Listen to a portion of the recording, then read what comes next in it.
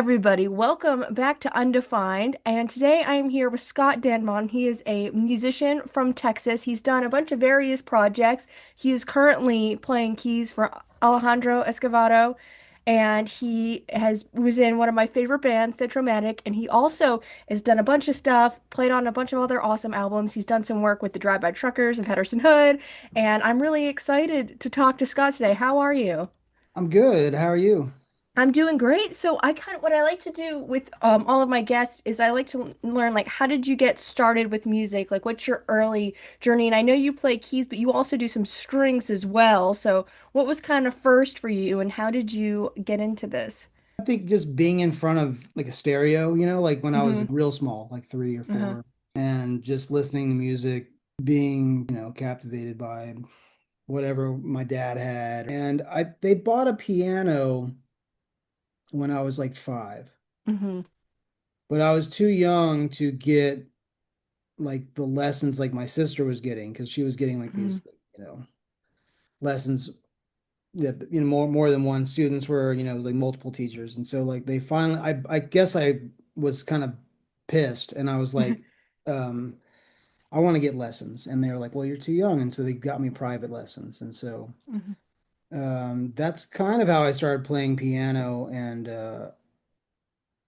I really the violin thing was just kind of like through school and Mm-hmm. just bored kid. And But yeah, my dad played drums. He didn't do it for a living. My dad's a scientist, but so my dad, there was a drum set around, that kind of stuff. Mm-hmm. And so by the time I was like, junior high, I was like, I just wanted to play music. But I was in Oklahoma, and there wasn't a huge, Oh yeah, so wasn't a lot. are you based in like Denton now or you're in I Texas, live but in you Denton, yeah. yeah, and so were you like born and raised in Oklahoma and then you moved over to Texas? My family's all basically from Texas, and I was born in Connecticut because my dad was getting his PhD. Oh wow. So he moved us to Oklahoma because he taught at OU for a while, and then he worked for Conoco DuPont for a long time, and then he eventually taught at Rice in Houston. But so yeah, I mean, we were like in the middle of nowhere, Oklahoma. But it was a lot. There was that particular town was pretty educated, and so there was a lot of like smart kids like wanting to do arts and stuff. That's cool. And so, like, growing up in small town Oklahoma, how did you kind of seek out music at the time as you're like getting into it? I know you learned how to play through the keys through like seeing your sister, but how did you kind of, when did you start listening to music and getting really inspired, and how did that kind of influence your playing, if so? I mean, I did private lessons pretty much all the way through high school. And they started to realize that I was okay at it, pretty good at it. And they had a real orchestra program in Punk City, and that was pretty, now it's kind of unheard of, but back then it Yeah. was so you had, and then we also had this really fantastic choir director. So so yeah, I guess I excelled at it, and I really, and we did, I guess that's pretty much how I got into music. But at the same time, I was getting into all sorts of different types of music. I was researching all sorts of underground music that was, Yeah. that I wasn't hearing on the radio. And that was pretty kind of word of mouth. Yeah. There was there was a few radio, and also the other thing about my family is that my grandfather had two radio stations in East Texas, and so Oh like there's wow. always been the sort of music around, and like the idea of radio. And so yeah, I mean, like radio was kind of limited where I was, and there wasn't a lot of college radio and stuff. Yeah. So you had to read magazines, and you had to like Hmm. you know kind of old school it, and there would be like programs like 120 minutes that would showcase like, Yes, I like to go on YouTube and watch like the old 120 minutes. oh I'm yeah, nerdy it's like that. Yeah. fantastic, because it was like, that's where you could really, I mean, I would record it every Sunday and I would, Mm. watch it when I could. And I learned, I mean, I still almost all that stuff, I hold high. So that's kind of how, and then when I found out about Denton, people were like, "Oh, you should keep on studying music." And Denton has a pretty big music like school, Hmm. and because of that, the scene's pretty happening, or was. Yeah, that's awesome. And so you get into Denton, and how did you start like kind of playing in bands? Because you talked about like you were in the orchestra, you did a lot of like classical kind of style training from what I can gather. When did you start like joining bands, and how did that kind of happen for you? I mean, I guess that was always the funny, I always wanted to see what rock band scene was like. And so, by the time I got to school in 91, like the whole idea of rock and roll club kind of Hmm. idea was really ramped up. I mean, like that was like, the underground, the REMs and all that had kind of Yes. gotten to be bigger. Nirvana was about to explode. So you had bands everywhere. Like Deep Ellum at the time Hmm. was, you know, a bigger scene than Austin for sure. And I mean Austin had its own thing and but like so like there was a lot to kind of, wrap your head or like 18-year-old head around. Hmm. And so I desperately wanted to see what that was like. Hmm. And so, I joined a few things here and there and that led me to, whatever and then eventually led me to I think the first bigger band was a band called Slobberbone. Oh, And well, yeah, I love Summer. I just saw them a few months ago. I guess December with Lucero. oh cool, yeah. I mean Yeah. they're still going and like I, love them to death and And you played with them? That's so I awesome. mean they were like kind of I remember because at the time in Denton there was a lot of cool punk bands and there were a lot of cool like funky like kind of jazz things like Hmm. now that would almost be kind of jammy. Yeah. But Slobberbone was like totally different. Uh-huh. And they were, and this was like 1994, 95. So Hmm. pre-alt country really explosion and all that. But like I was Hmm. really kind of listening to a lot of um like Uncle Tupelo and I love stuff like Uncle Tupelo, that, yeah. Fire Hose and bands like that were kind of meshing kind of Neil Young vibes and the kind of the indie punk aesthetic. So Hmm. that was Slaughterbone and so I was just a fan. I would go and see them and I really hadn't done anything with I hadn't really picked up the violin in a while. And then I Hmm. just kind of was like I met Brent and I was talking to him and I was like, I go, it would be kind of interesting if I, and Camper was another big band. I was Camper Van Hmm. Beethoven. Yes, And yes, so I know them too, yeah. like that was sort of my in with Brent. I was like, what if I tried to do, some sort of fiddle with Slobberbone and they were starting to get noticed, and so Hmm. and that I mean I already knew Matt and Mark because they were in a band called Adams Farm. I was in Hmm. another band that was kind of like a folk band that was Hmm.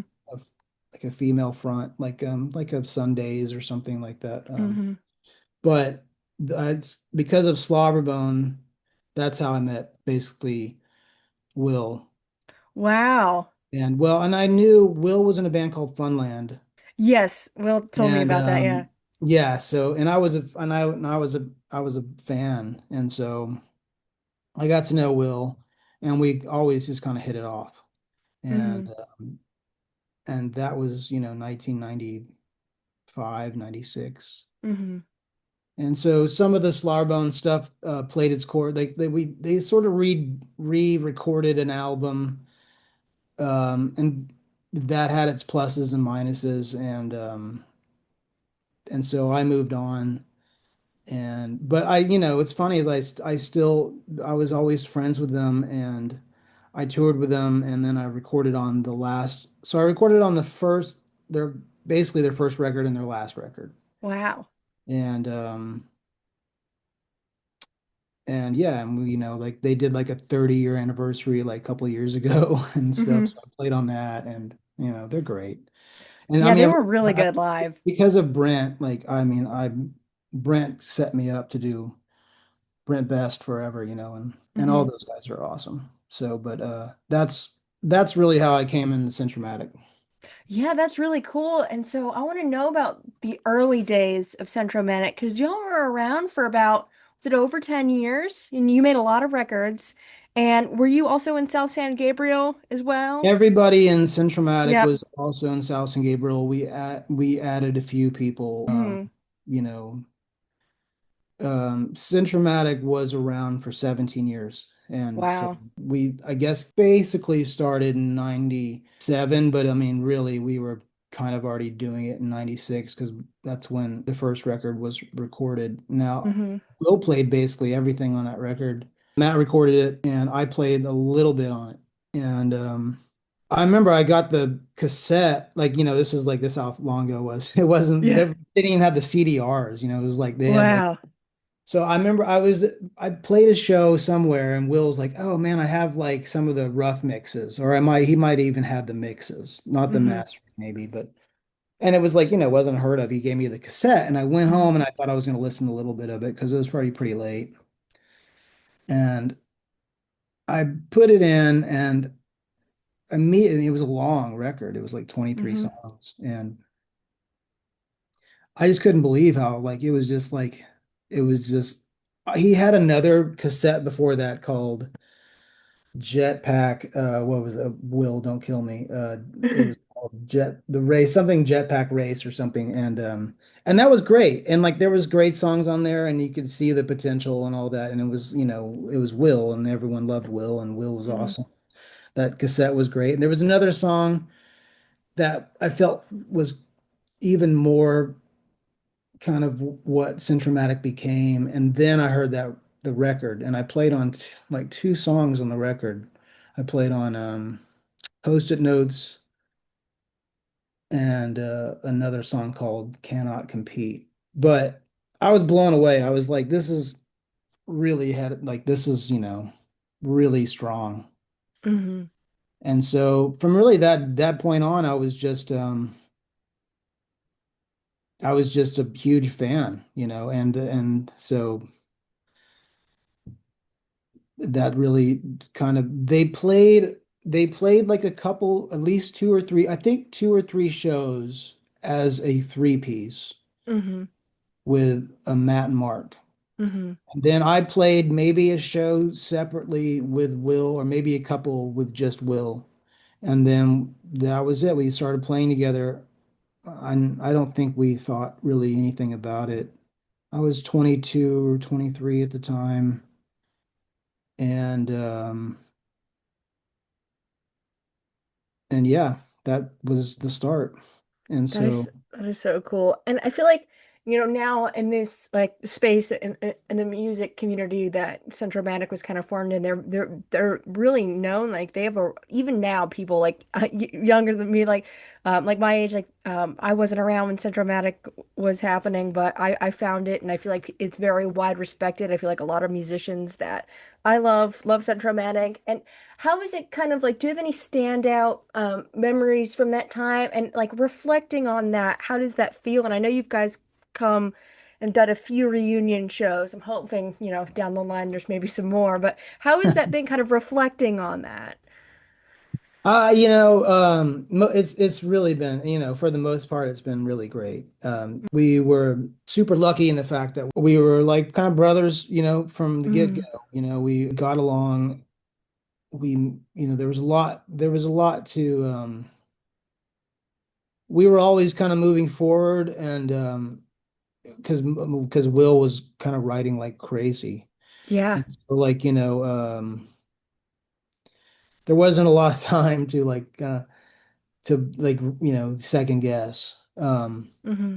And Matt was at the helm, and that was like the beginning of his recording scene. So in a way, we were not, I don't want to say we were guinea pigs because like he was recording a lot of people all the time, but we were definitely part of his like of his bigger uh ideas, and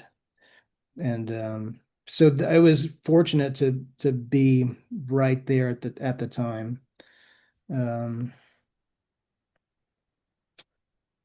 well, I don't know what was the other part of your question. Yeah, do you have like any like standout memories from that time, like specifically like touring or like certain gigs or anything?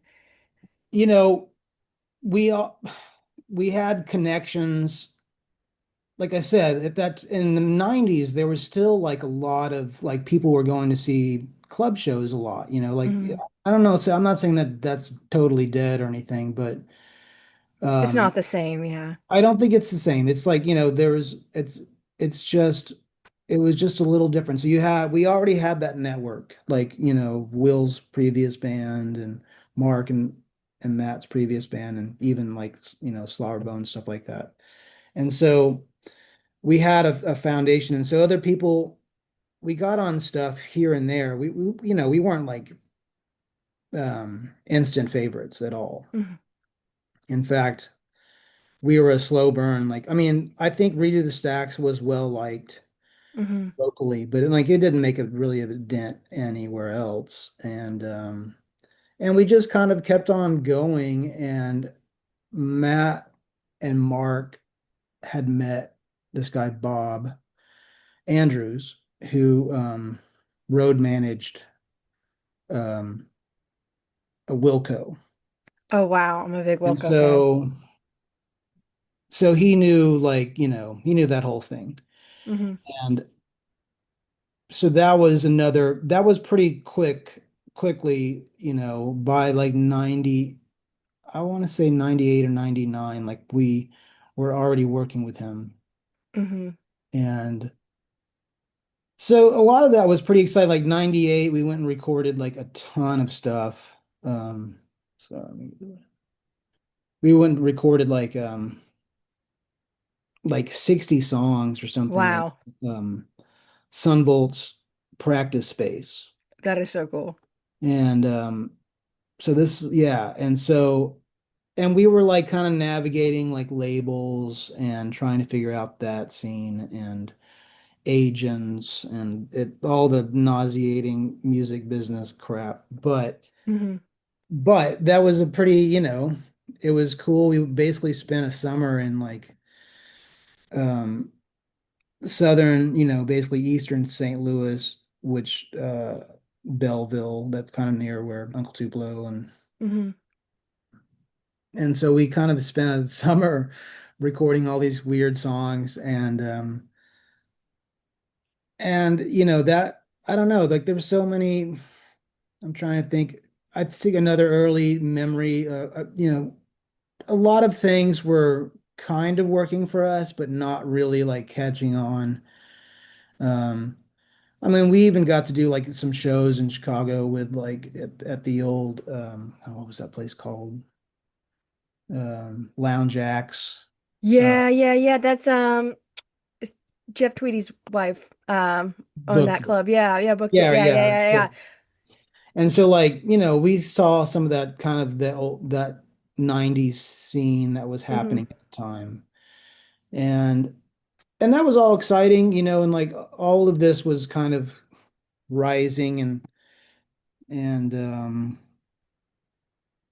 I don't remember exactly, but really what I mean, it wasn't until like some things started happening for us in Europe where I felt like um that our that our work had at least moved the needle some way, like Hmm. we we had gained a little, we had a cool like local thing going on, and Austin was responding, and Hmm. we were trying to get our our ways around like touring more and I felt like we were kind of a little not flailing, but like just it was, it was hard to we just didn't have like a huge movement behind us. And but I think Hmm. Europe kind of changed that. It kept us at least going for a while. Like, we kind of had some headway in Europe and stuff. And so that was exciting, when we start to do that, and then early 2000s things started to, at least potentially like started to like be a little bigger for us. Hmm. But we were always very mid-level. Like we never Hmm. we never even got to upper mid-level, you know. Hmm. We were Yeah. always like, oh, maybe this will change things for us, or maybe Hmm. this will change things for us. And it really, I'm not saying that it didn't, but in my opinion, it didn't. And it wasn't Hmm. anybody's fault. It's just how it is sometimes. Yeah. And, so it was, when I think about it all, I still think about it like I don't have any regrets, and that's Hmm. awesome. And like no Yeah. one, no, like none of the guys, we all, um, there wasn't a lot of drama. That probably wasn't an Hmm. easy thing to sell, Hmm. but there wasn't. They're just like we all pretty much got along, and Hmm. so and that's cool. It's a cool story now, but it took a Yeah. long time, Mm-hmm. you know. Yeah, I think it's cool though that like y'all could still come together every now and then. Like I know you did Shoals Fest, and I was just talking to Will about I guess before he was supposed to go to Mexico City, and you guys did the show there, and so it's cool that you can still have those m moments too. And how was that like being in Mexico City and being like an intimate venue, opening up for Jason and all that? I'm sure that was pretty cool. The Jason thing is still is almost more strange to not in a bad way, in a good way, Uh-huh. like knowing Jason for all these years and him being almost a household name now. It's like Yeah. so it's more of just exciting when I get to hang out with Jason and just pick his brain for a while. Yeah, And he's the best. Hmm. so yeah, it's always fun. And so anytime Jason wants to call us and fly us to Mexico or Japan. I'm not saying maybe Japan, Jason, or New Zealand or wherever. I don't care. Like, yeah, I'm always in.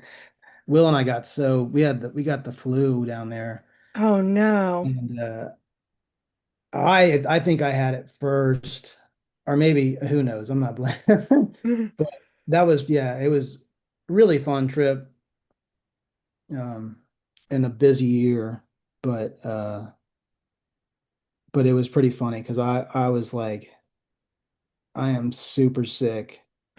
My wife's a nurse, so like she was like Hmm. throwing down like just probably things I shouldn't be mixing, but anyways, I Hmm. just to make sure I could play. But That's the thing when you travel like internationally and like or like big trips, I feel like there's also a risk. Like I know like a lot of people that like go to festivals, for example, they get sick after you go on a cruise. Like, when you're being in a big surrounded by a bunch of people, that's always a risk. But that's like, pretty rock and roll that you still did the show. And if that ever happens again, I mean Japan is a little far, New Zealand's far, but I do want to make it.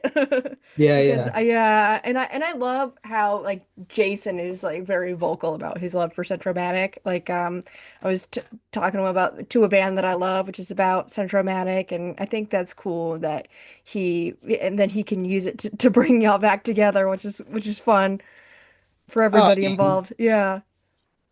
I'm just so, I'm super. It's cool that Will's doing all this stuff with him. Last fall he even brought Alejandro out to open up some of the shows, and so that was Yeah. just a cool. It was just a cool, story that we all get to share now. And Yeah. And I feel like there's a lot of like crossover with like Alejandro plays a lot of shows in that kind of same like Americana scene. And I'm kind of like wanting to segue. How did you get to know him? And I also want to talk about your solo project. So what kind of came first? Like after Centromatic, when was that? What was that time between then and joining Alejandro? I'll just add another name. There was a female artist, woman artist, Sarah Jaffe. I don't know if you're familiar with her. Yes. Hmm. So I started playing with her about 2009, 2010, Oh and wow. I guess I really haven't quit playing with her. Hmm. But she, so that was, kind of near the end of Centromatic and Hmm. in between, and so that was another. It was cool to watch an artist like that because she's definitely the most popular thing I've ever been a part of, as far as like North Texas, Hmm. Austin, as far, I mean, I don't know, that sounds weird, but just Hmm. watching somebody explode, like seeing, Yeah. um, or seeing somebody gain a bunch of early success, in a cool, interesting way. Hmm. And so I played on, I played on like 3 or 4 records with her.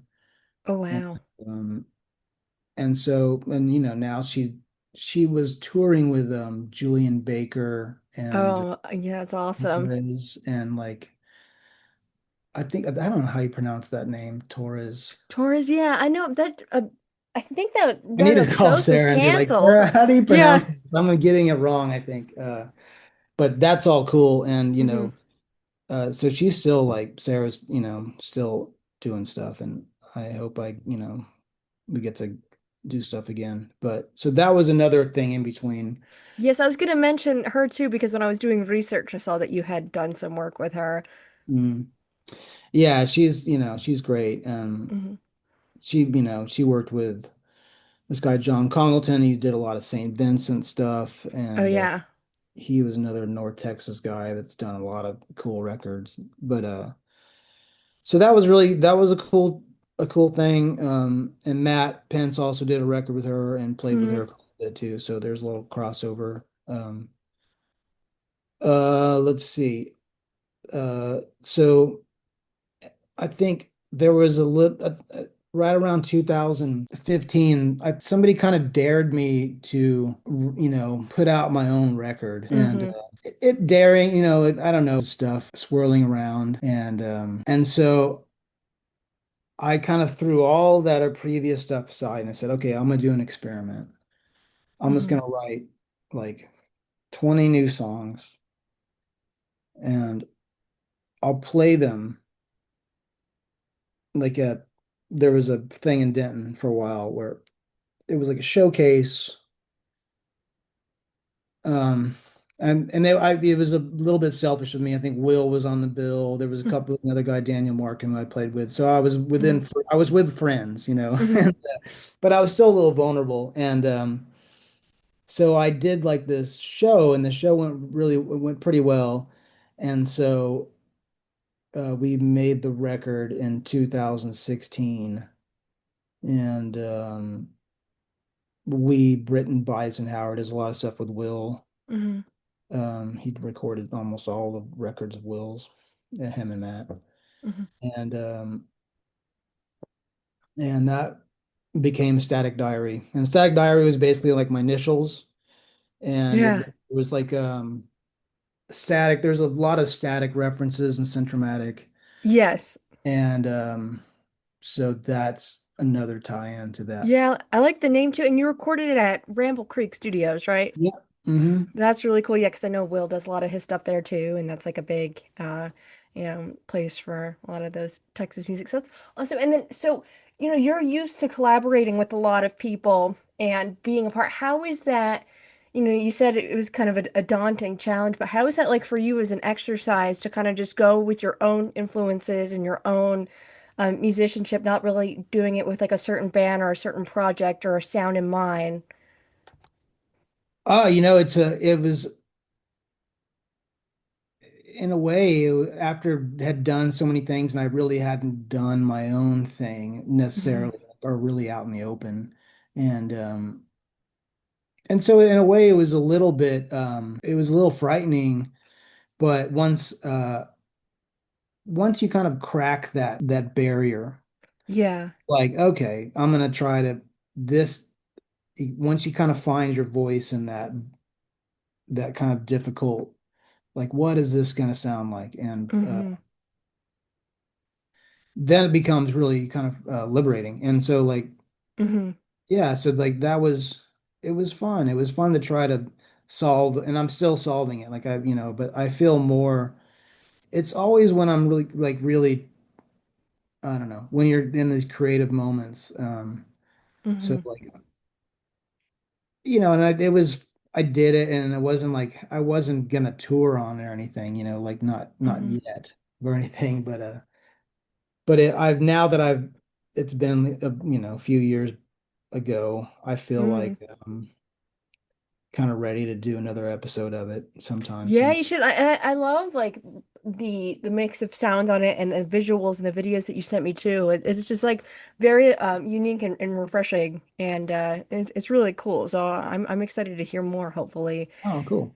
Yeah, and so after that, you've done some other work, but how did you get connected with Alejandro and kind of talk to me about because that's your main thing currently, right?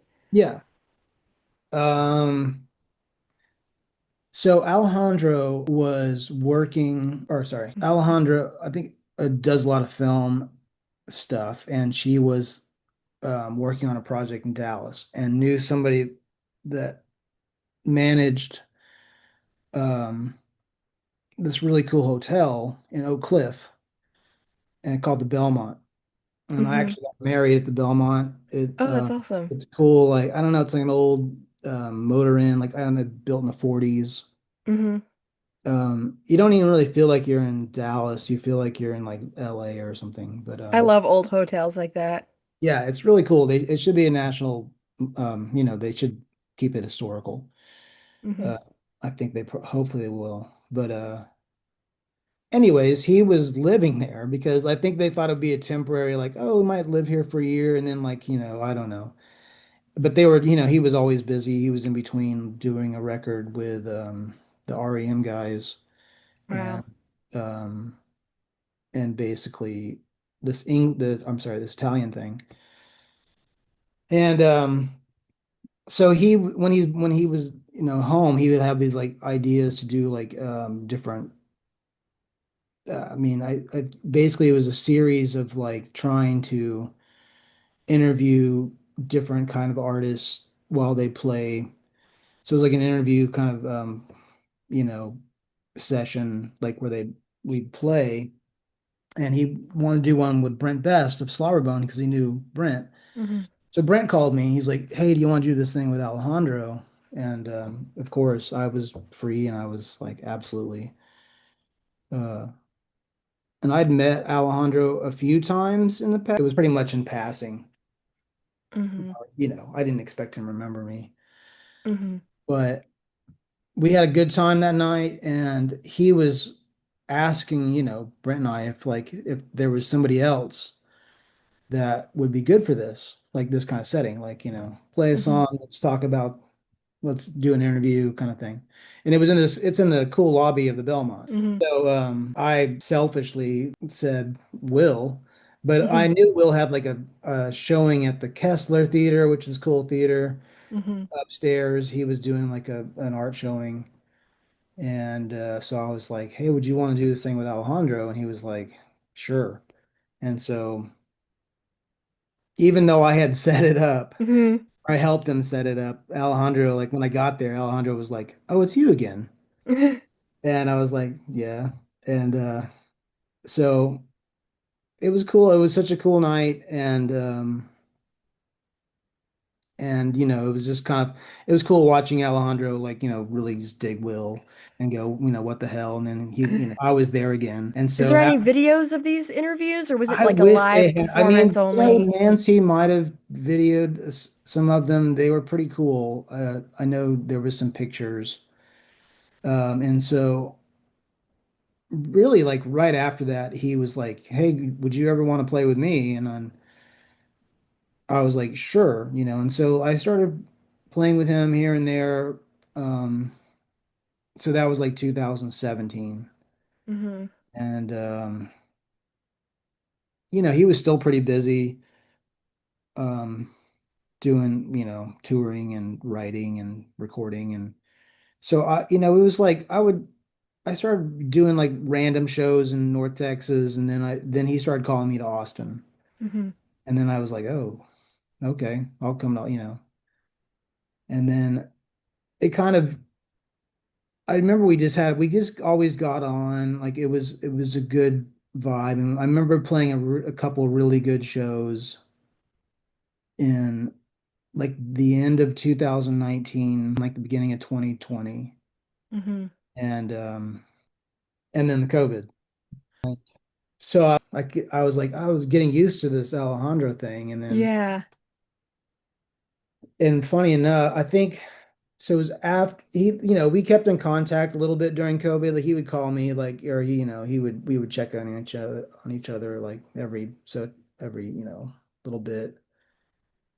And then I did a couple things with him right after that, like when he was trying to, like, figure his way back into playing. And the Muscle Shoals thing happened. I think Hmm. I had never even gone to Red Rocks. I had driven by it 1,000 Hmm. times. Wow. And so I was like, my wife and I just bought a new car, and Hmm. I was like, let's take the car and go see Jason at Red Rocks. Hmm. And I remember, so we did, and it was cool. And we had like a cabin nearby. We were, just adding to the vacation. And I saw that Alejandro had posted a bunch of dates, and I was feeling a little sorry for myself because I was like, well, he didn't call, I don't know, maybe he's busy or something. And he called me the next day and was like, hey, I just posted a bunch of dates. And I was like, yeah, I saw that. And he was like, which ones of those can you not do? And that was kind of that was like the start of, where I've been with him full time. That's awesome. So, but since then we haven't done any really recording. I haven't done any recording with him until this year. And so we're working on a new record, and hopefully we'll be recording it in December. But That's we really got some pretty exciting. cool producers. We got Charlie Sexton, Hmm. and Britt Daniel from Spoon. So Oh, that's awesome. I love Spoon. Yeah. so it's excited. So then hopefully, and we've been writing the songs together, or that's been really fun because I didn't know exactly how far he wanted me to go, like as far as helping him write. And it's been really collaborative. He's been like, he'll come up with a couple simple ideas, and then we'll get together and we'll like arrange it, like it's the whole thing. So that's been exciting.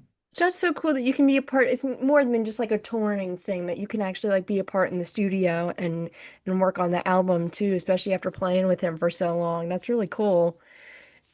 Is there Yeah. any like standout shows that you've played with him, like any cool venues or anything that you wanted to share? Oh, well, he's done this January show where he's had these different like themes, and he would have like a Leonard Cohen theme, or Oh, I love it. he knew all these people, and so he would Hmm. like get all, different stars to do these things. And he did a Lou Reed Hmm. night one time, and one time he just did the history of like Austin music. And so I love that. he had these different, like, and so like, it was like a bigger show for him. He'd have different guests. And um so then the last so not maybe when I'm sorry, let's see, about a year and a half ago he did one. um and he was like, hey, why don't you play on this one? But it was full of, like it was, I'm trying to think of all the people that were on it. Shaky Graves, um Terry Allen, Jimmy Dale Gilmore. I mean, I'm gonna forget all these. Oh, John Doe, hmm. uh, just the coolest people. And it was basically Texas songwriters on Texas songwriters. I love that. So it was like, so then Will played it. that was a really cool experience too, because of course, he's playing. He plays. Let's see what he picked this band called the Reavers that he really liked in the '90s. Hmm. That was his Texas choice. But we did Just to Know What You've Been Dreaming. We had Oh, like a full band. We had string players, that is so cool. and it was cool. Like, I'm here I am. I played that song a lot with him. Hmm. And and so he kicks ass, and the whole band kicked ass. And but I wasn't expecting the response. Like immediately, like the whole crowd like freaked out, like stood on Hmm. their feet, and like, and Will's not like he's a nice name, but he's not, a huge name, but still I was surprised. I was like, oh wow, that's a good response. And who was after us? She was having a hard time, like she was kind of emotionally involved still in that song, Yeah, it's a beautiful song. And I'm trying to think who it was, but I was like, you better not lose it because I'll lose it, because Yeah, this kind of full circle. It was yeah, pretty much a full circle, kind of moment I where love a that. lot of things kind of came back together. Yeah, I think Alejandro has all these great ideas. Like he just needs to make like a TV show or something. Because I was thinking to myself a few weeks ago, I'm like, I miss like MTV Unplugged or like VH1 storytellers. Like we have things like Tiny Desk or like the KEXP, like where on YouTube they'll have people like do acoustic performances. But like a lot of the theme, and there's Austin City Limits, but like a lot of like the theming idea of like the Texas songwriters, like that would be such a good idea for like a documentary or show, or like even the thing where he would interview. I feel like in the music, I wish that the music community had more of things like that because I feel like that's kind of like obsolete now. It's more of like, okay, streaming, you play your shows, you sell your albums, and you'll do like these little performances. But I think it's cool to have like those themes, that structure, and have cool moments like that that you don't see too often. Yeah, I mean, Alejandro, for of all the things he's become, one of them is a storyteller. Hmm. And I don't know if that was, I think he was always charismatic, and like, he always had that Hmm. kind of swagger. Yeah. Um, and but yeah, he is a natural storyteller, and it's gone from it's just a cool story. He's got a cool story, but he's like for that kind of stuff, he's the perfect narrator. And Hmm. yeah, I wish they had recorded it stuff. But that was a cool show.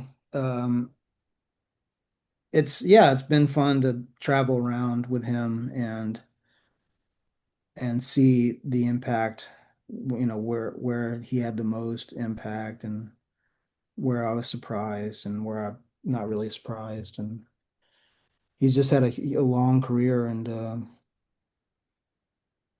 it's pretty cool. Really great getting to know you and getting to know more in detail about like the Texas music scene and all of your different projects. And it was really inspiring. I love hearing all these different kinds of stories. So I really appreciate you coming on. Thanks for having me.